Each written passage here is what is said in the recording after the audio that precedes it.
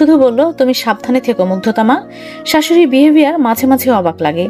অজানা কারণে আমাকে একটু বেশি ভালোবাসে। মাঝে মাঝে আমার খুব সন্দেহ হয়, এত ভালোবাসার কারণ কি। ফোন কেটে দিয়ে আবার রান্নায় ব্যস্ত হয়ে পড়লাম। আয়াস আমার পাশে দাঁড়িয়ে হেল্প করছে। আয়াসকে বললাম, আপনার অনুমতি ছাড়া দুজনকে ইনভাইট করেছি, আপনি কি রাগ করবেন সেজন্য? কোন দুজন? কুসুম ভাবি আর সরফরাজ ভাইয়াকে। আমি নিজেই তো দাওয়াত দিয়ে এলাম সরফরাজ ভাইয়াকে। তোমার সংসার, তোমার যাকে ইচ্ছা তাকে রান্না করে খাওয়াবে, আমি রাগ করার কে? যদি রাগ করতেন তাই শুনলাম, যদি রাগ করতাম তাহলে কি করতে? এমন ভুল আর করতাম না। যাক, তুমি তাহলে আমার অবাধ্য হবে না, আমি নিশ্চিত হলাম। এরই মাঝে আয়েশের ফোন বেজে উঠল। আমি উকি মেরে দেখি শারিকা নামে সেভ করা। আয়েশ ফোনটা নিয়ে ব্যালকনিতে চলে গেল। 5 মিনিট পর ফিরে এসে বললাম, আড়ালে গিয়ে কি বললেন? অফিসিয়াল কথা। অফিসিয়াল কথা কি শুধু শারিকাই বলে, না আরো কেউ? আছে তো, বাহরুল ভাই, নাহিদ ভাই, অনেকেই আছে। তো অফিসিয়াল কথা কি ছিল? হ্যালো জান, কি করছো? আমাকে বলছো? তো কাকে, অন্য কাউকে বলবো? ও হ্যালো, কলিগ আমার, জান টান বলবো কেন? না বললে আড়ালে গেলেন কি জন্য? সন্দেহ করছো? করছি। কেন? ভালোবাসো আমায়?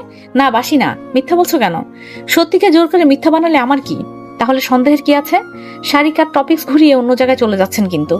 সত্যি অফিসের কাজ ছিল, আর হ্যাঁ, রাতে ডিনারে দাওয়াত দিয়েছি। দুনিয়াতে এত মানুষ রেখে একটা মহিলাকে দাওয়াত দেওয়ার কি প্রয়োজন ছিল? কলিগ তো, পুরুষ ছিল না? একজন মহিলাকে দাওয়াত দিতে হলো। আচ্ছা, শারিকার চোখ কেমন? ভালো। কেমন ভালো তা তো জানি না, তবে ভালো।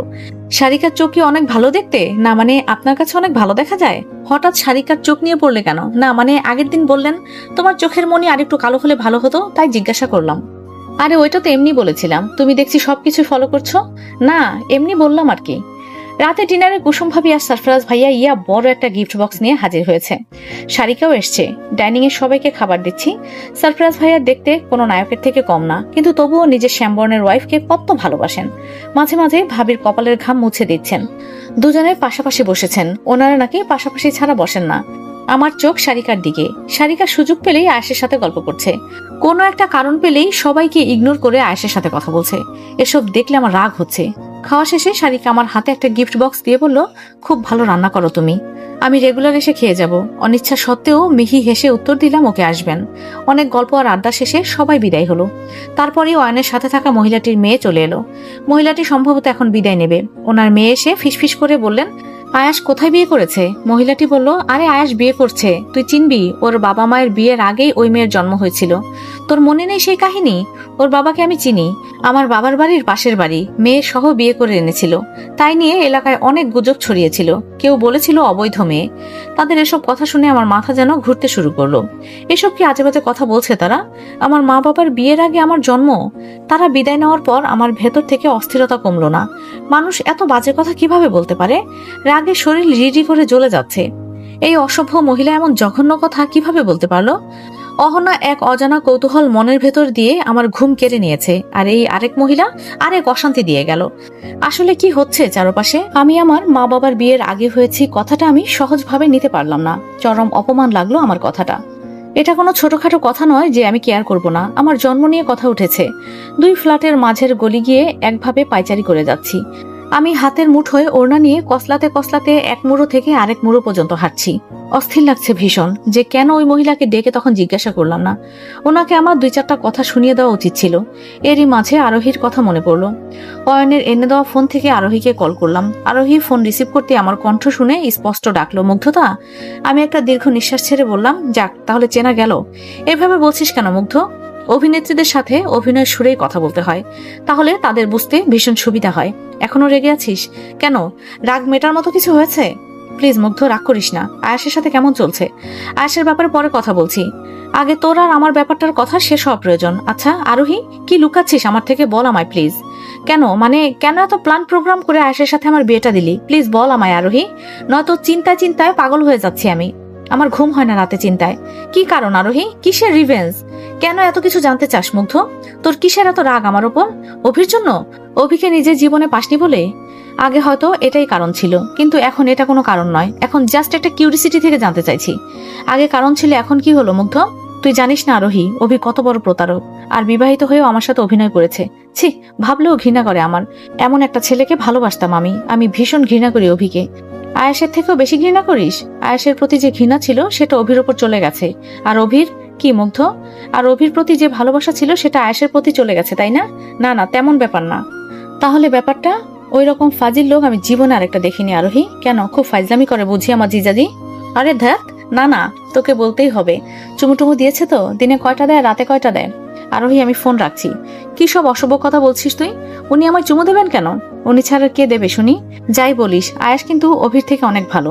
আরোহী, আমি রিকোয়েস্ট করছি, আয়াসের সাথে অভির তুলনা করিস না কখনো। অভির সে যোগ্যতা নেই যে আয়াসের সাথে তুলনায় আসবে।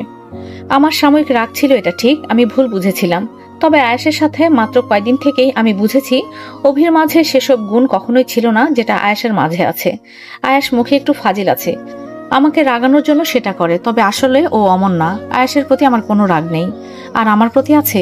আছে। কি লুকিয়েছিস আমাকে বল। আরোহী এবার ভীষণ জোরে কেঁদে দিয়ে বলল, আই লাভ ইউ মুগ্ধতা। আমি আর আয়াস বা পরিবার যা করেছি তোর ভালোর জন্যই করেছি। বসন্ত উৎসবে আয়াস তোকে দেখেছিল, সেখান থেকেই তোকে ভালো লেগেছিল। আয়াসের এক পলকে ভালোবাসা হয়ে গেছিল। এদিকে তুই অভির সাথে পালিয়ে যাবি। আমি কিভাবে মেনে নিতাম অভির মতো একটা খারাপ ছেলের সাথে তোর বিয়ে হোক? পরিবারের কেউই তোর ক্ষতি হোক সেটা মেনে নিতে পারেনি। তাই তো সবাই প্ল্যান করেই তোর বিয়েটা আয়াসের সাথেই দিলাম। আরোহীর কান্না দেখে আমিও কেঁদে দিয়ে বললাম, কিসের রিভেঞ্জের কথা বলছিলি তুই? বল আমাকে। আমি ফোনে কথাগুলো বলতে শুনেছিলাম, ওই যে অভি মিথ্যা বলতো তোকে, ওইটার ছিল রিভেঞ্জ। আমার কেন জানি মনে হচ্ছে অন্য কোনো কারণ আছে, আরোহী কিছু লুকাচ্ছে। আমি আর প্রেশার দিলাম না, যেহেতু বলতে চাইছে না, প্রেশার না দেওয়াটাই ভালো হবে। কোনো কারণ নেই মুগ্ধ, এবার বল, মাফ করেছিস তো আমায়? মাফ করব, কিন্তু কালই তোকে যশোরে আসতে হবে। আমার একা একা বোরিং লাগে। বল, আসবি? আচ্ছা আসবো, বাট চিনি না। আয়াস তোকে এগিয়ে নিয়ে আসবে, আয়াস না গেলেও অয়ন যাবে। আমার হ্যান্ডসাম দেবর আছে, দেখলে ক্রাশ খেয়ে ফেলবি কিন্তু। তাহলে তোর দেবরকেই পাঠাস। ফোনে কথা শেষ করে ফোন কাটতেই দেখি আয়াস দুষ্টুদের মতো হাসছে। আমি আয়াসের দিকে তাকিয়ে ভাবলাম, সে হাসছে কেন এভাবে? কাহিনী কি? আয়াস ধীরে ধীরে আমার কাছে চলে এলো। এবার আয়াস আমার পুরোপুরি কাছে এসে বলল, শুনলাম কি সব চুমুটুমু দেওয়ার কথা হচ্ছিল ফোনে। কেউ কি আমার চুমু দেবে? কেউ কি আমার চুমু দেবে? তার কথার মাঝে ভীষণ কিউটনেস ছিল, তবে মারাত্মক ফাজিল এই আয়াস। কি ফাজিল এই লোকটা, ভাবা যায়? মুখে কিছুই বাঁধে না। বেশ লজ্জাও পেলাম তার কথায়। আমি চোখ বড় বড় করে ওনার দিকে তাকালাম। উনি ভুরু নাচিয়ে নাচিয়ে বললেন, কেউ চুমু দিতে চাইলে দেখ। চুমু দেওয়ার ফিলিংস হচ্ছে, অথচ চুমু দেবে না কেন? ব্যাপারটা বড়ই কষ্টকর। এবার আমি একটু বিরক্ত হয়ে বললাম, কে আপনাকে চুমু দিতে চাইছে? যত সব বাজে কথা। কিভাবে পারেন মন গড়া কথা বলতে? তার মানে তুমি হচ্ছে সেই লোক, চুমু দেওয়ার ফিলিংস হচ্ছে হোক, তবুও চুমু দেব না। হাতের আঙুল উঁচু করে ওনার দিকে চোখ রাঙাতেই উনি আমার হাত ধরে ওয়ালের সাথে চেপে ধরে ডান গালে ওষ্ঠ ডুবালেন। তারপর বাম গালে ওষ্ঠ ডুবিয়ে ছেড়ে দিলেন। সময়টা ছিল মাত্র কয়েক সেকেন্ড, কিন্তু আমার কাছে মনে হলো কয়েক ঘন্টার তুফান বয়ে গেল। অদ্ভুতভাবে কেঁপে উঠলাম। দ্বিতীয়বারের মতো উনি এমন করলেন। আমি হাত দিয়ে মুখ মুছতে মুছতে বললাম, এটা কি হলো? যেটাই হলো জানি তোমার ভালো লেগেছে, তুমি স্বীকার করছো না লজ্জায়। কচু ভালো লেগেছে, একটুও লজ্জা নেই আপনার। তোমাকে দেখলে লজ্জা নামক কোনো অনুভূতি যে আছে সেটাই ভুলে যাই। নাম্বার 1 নির্লজ্জ। নিজের বোনকে শুনলাম ফোন দিয়ে বলছো উনি আমায় চুমুটুমু দেন না, তাই দিলাম। তোমার ফ্যামিলি যদি জানে তাদের মেয়েকে না খাইয়ে রেখেছি, তাহলে ব্যাপারটা খুবই বাজে দেখাবে। আমি তাদের কথা দিয়েছিলাম তাদের মেয়েকে কখনো না খাইয়ে রাখবো না। আয়াসের কথা শুনে সিরিয়াসলি প্রচন্ড হাসি পেয়েছে আমার। হাসিতে পেট ফেটে যাওয়ার উপক্রম। হাসি আটকে রাখতে না পেরে দ্রুত আয়াসের সামনে থেকে চলে এলাম। রুমে এসে খানিকক্ষণ হেসে নিলাম, মানে উনি পারেনও বটে। এরই মাঝে আয়াস রুমে প্রবেশ করলো। আয়াসকে দেখে বেশ স্বাভাবিকভাবে বসলাম, মুড অফ করে। আয়াস আমাকে দেখে বলল, মুড অফ কেন? আপনাদের ওই ডার্লিং, যাকে আদর করে ডার্লিং ডাকছিলেন, উনি আমাকে বলেছে আমি নাকি আমার মা বাবার বিয়ের আগে হয়েছি। আমি যদি কিছু বলতাম তাহলে রটিয়ে বেড়াতো আয়াসের নতুন বউ ঝগড়ুটে। উনি এটা বলেছেন? নিজ কানে শুনেছো? না শুনলে কি আর আমি বলছি? চলো আমার সাথে। কোথায়? আহা চলো তো। আমার সামনে বরাবর শান্তশিষ্ট মেজাজে থাকা ছেলেটা হঠাৎই বদলে গেল। আমার মুখের কথা বের হতে হতে তার মুখের রং বদলে গেল। আমি ঠিক বুঝছি না সে কি করতে চাইছে। ঘাড়ের শিরা ভেসে উঠেছে তার। তার রেগে যাওয়া দেখে নিজেই ভয় পেয়ে গেলাম। ভীত চোখে আমি আয়েশের দিকে তাকিয়ে শান্ত কণ্ঠে বললাম, এত রাতে কোথায় যাব আমরা? আয়েশ দাঁতে দাঁত চেপে বলল, না গেলে আমার ঘুম হবে না মুগ্ধতা, প্লিজ চলো আমার সাথে। যাবো, বাট জায়গার নাম নেই। আমার মুখের কথা মুখে থাকতেই আয়েশ আমাকে পাজা কোলে তুলে নিয়েই নিচে নামলো। আমি যেন হঠাৎ কোনো হোঁচট খেলাম। অবাকের চরম পর্যায়ে পৌঁছে গেলাম আমি। তার কোলে উঠে তার দিকে এক দৃষ্টিতে তাকিয়ে রইলাম আমি। তার চোখে মুখে ভীষণ রাগ, চোখ সামনে রেখেই সোজা হাঁটছে। পড়ে যাওয়ার ভয়ে গলা জড়িয়ে ধরে রাখলাম শক্তভাবে। মানুষটা এই আমায় চুমু খাচ্ছে, এই আমায় কোলে তুলে নিচ্ছে, সবকিছু হুটহাট করেই করছে। সিঁড়ি বেয়ে নিচে নামার পর আমাকে নামিয়ে দিয়ে অয়নকে ফোন দিয়ে বলল দরজা লাগিয়ে দিতে। আয়েশকে বললাম, কি হলো, আপনি কি করছেন? এত রেগেই বা গেলেন কেন? দেখো মুগ্ধতা, আমি আজ বুঝতে পারছি মানুষের উপকার করতে নেই। ওই মহিলার উপকার যদি অয়ন না করতো তাহলে কি তোমাকে এত খারাপ কথা শোনাতে পারতো? ওনার বাসায় আমি তোমাকে নিয়ে যাব আর এটার কৈফিয়ত চাইবো কেন তোমাকে এই মারাত্মক একটা কথা বলেছে। আচ্ছা শুনুন না, থাক না, যা হবার হয়েছে তো। না থাকবে না, কেউ তোমাকে অপমান করবে, কষ্ট দেবে, আর আমি বেঁচে থাকতে সেটা কখনোই হবে না। এভাবে কারো বাসায় যাওয়া ঠিক হবে না। মুগ্ধতা, উনি তোমায় কষ্ট দিয়েছেন, তোমার মন খারাপ হয়েছে। তোমার মন খারাপ আমি সহ্য করতে পারবো না। তোমার মনের উপর ডিপেন্ড করে আমার মনের ভালো থাকা। উনি ওনার জামাইয়ের বাসায় গিয়েছেন, সেখানে গিয়ে ওনাকে কিছু বলাটা ঠিক হবে না। ওনার মেয়ের জামাই আছেন, ওনার মেয়েকে কথা শোনাবেন। তিল থেকে তাল হতে পারে, বুঝতে পারছেন না? ওনার কি হলো আই ডোন্ট কেয়ার। মুগ্ধতা, তুমি কষ্ট পেয়েছো এটা আমি মানতে পারবো না। এখন কোনো কষ্ট নেই আমার। তুমি মিথ্যে বলছো। সত্যি না, কোনো মিথ্যা বলছি না। প্রুভ করতে পারবে কি? মিথ্যে বলছো না। এই প্রুফ যদি করতে পারো তাহলে এখন ওনার জামাইয়ের বাসায় আমি যাব না ঠিক, তবে আমি যে ওনাকে কিছুই বলবো না সেই কথা দিতে পারছি না। পারবো। না পারলে কিন্তু ওই মহিলার বাসায় যাব।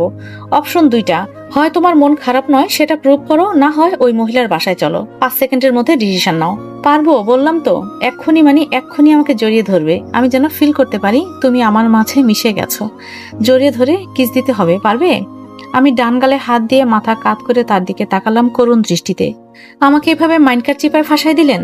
তার প্রস্তাব শুনে আমি এখন মহাশূন্যে অবস্থান করছি। দুনিয়াতে কি প্রুভ করার মতো আর কিছুই নেই? জড়িয়ে ধরে চুমু দিয়েই প্রুভ করতে হবে? মুগ্ধতা, জামাই একটা পেয়েছিস, টু মাচ রোমান্টিক, যার শর্ত হিসেবেও থাকে রোমাঞ্চকর প্রস্তাব। আমাকে তার দিকে তাকিয়ে থাকতে দেখে বলল, বুঝছি তুমি পারবা না, চলো ওনাদের বাসায়। আর সিরিয়াসলি কি করবো আমি জানি না, আর কি বলবো। গো ফাস্ট, কুইক। অন্যকে হেনস্থা করার থেকে নিজের স্বামীর সাথে রোমান্স করাই বোধহয় বেটার। লজ্জায় মাথা নিচু করে বললাম, এখানেই? না, রাস্তা দিয়ে লোকজন যাচ্ছে, এখানেই না।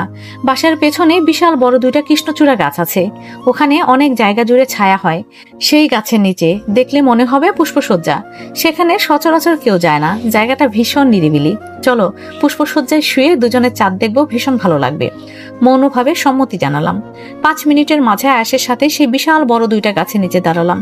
পূর্ণ পূর্ণিমা চাঁদের আলোয় কৃষ্ণচূড়া ফুলগুলো চিকচিক করছে। গাছের তলায় যেন ফুলের বৃষ্টি। আমি মুগ্ধ হয়ে তাকিয়ে আছি। আয়াস আমার দিকে তাকিয়ে বলল, ভালো লাগছে তোমার? মাটিতে পড়ে থাকা ফুলের দিকে তাকিয়ে থেকেই বললাম, ভীষণ সুন্দর লাগছে। এখান থেকে আর কখনো যাব না। গাছ থেকে পড়া এই ফুল দেখে যদি তুমি এতটাই মুগ্ধ হও তাহলে বোঝো আমি কতটা মুগ্ধ তোমাকে দেখে।